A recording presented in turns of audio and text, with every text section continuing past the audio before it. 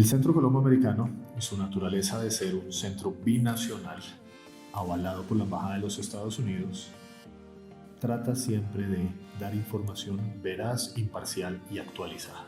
Por eso, vamos a hacer una serie de videos a lo largo del año acerca de las elecciones presidenciales 2020 en los Estados Unidos. La Constitución de los Estados Unidos otorga ciertos poderes al gobierno federal y reserva otros a los estados y a los ciudadanos. En otros países, el gobierno nacional crea las políticas para educación o salud, pero en los Estados Unidos, los 50 estados de la Unión tienen la responsabilidad principal en estas áreas. La política exterior o la defensa nacional son ejemplos de responsabilidades del gobierno federal. Esto hace que los estados mantengan cierto poder y autonomía con respecto a una gran variedad de temas. Las elecciones y los sistemas de votación son uno de ellos. Cuando George Washington fue elegido presidente, en 1789, solo el 6% de la población pudo votar. En la mayoría de los 13 estados originales, solo los varones mayores de 21 años y que fueran dueños de tierras podían votar. Hoy la Constitución asegura que cualquier ciudadano mayor de 18 pueda votar en elecciones federales, estatales y locales.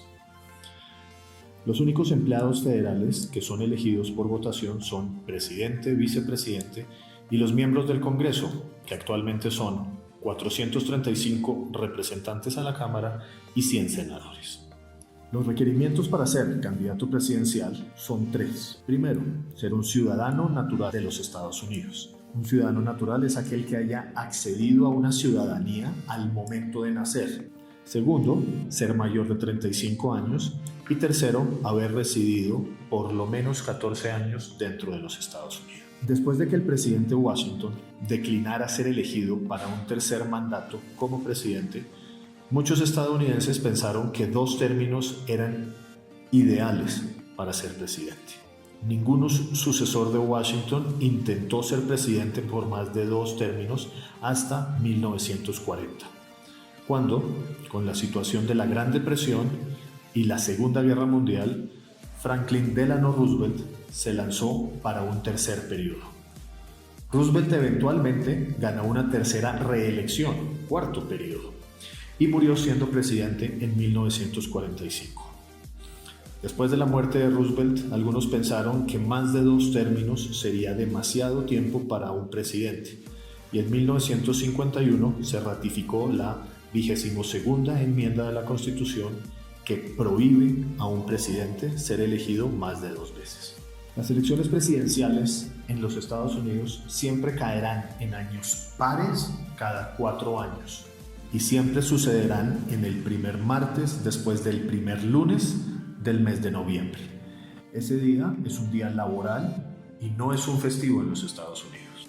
Con muy raras excepciones, la presidencia, el Congreso y los gobernadores de los estados son miembros de los partidos más importantes, el demócrata y el republicano.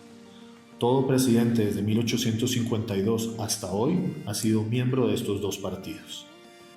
Durante el verano de un año de elecciones, los 2 partidos sostienen su convención nacional, donde escogen a su candidato.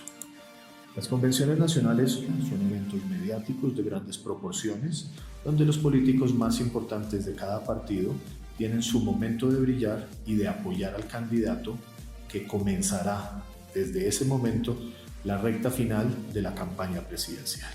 A cada uno de los 50 estados, más el Distrito de Columbia y algunos de los territorios insulares, se le asignan cierto número de delegados, usualmente por el número de población del estado, ajustado con algunas fórmulas como si el Estado votó por el candidato del partido en las últimas elecciones.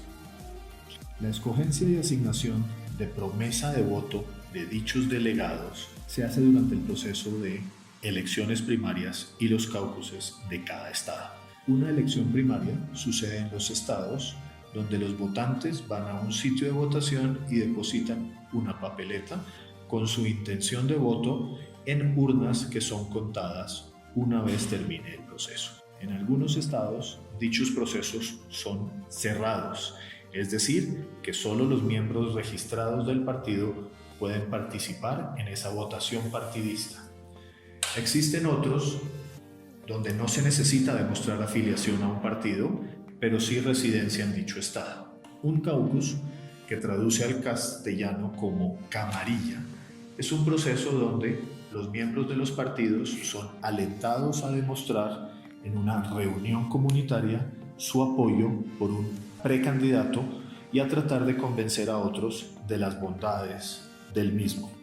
Son eventos comunitarios en el cual el voto es público.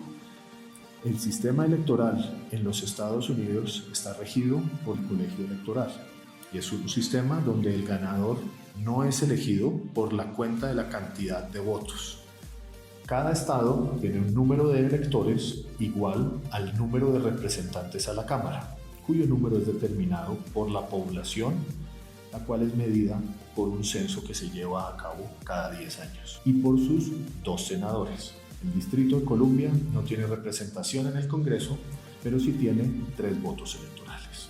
De esta forma existen 538 electores en el colegio electoral y se necesitan 270 votos electorales para ganar las elecciones.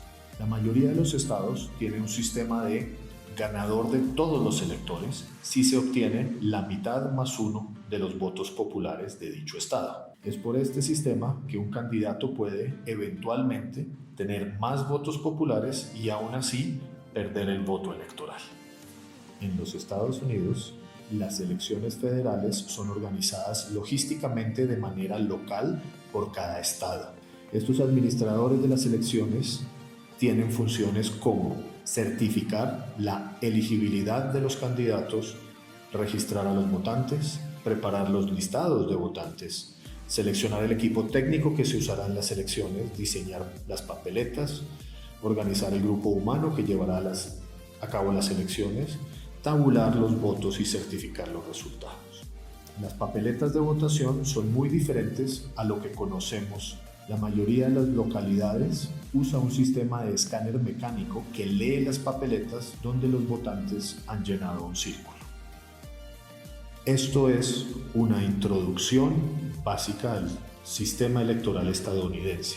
Si quieres saber más, síguenos en nuestras redes @CCA Bogotá y suscríbete a nuestro canal de YouTube.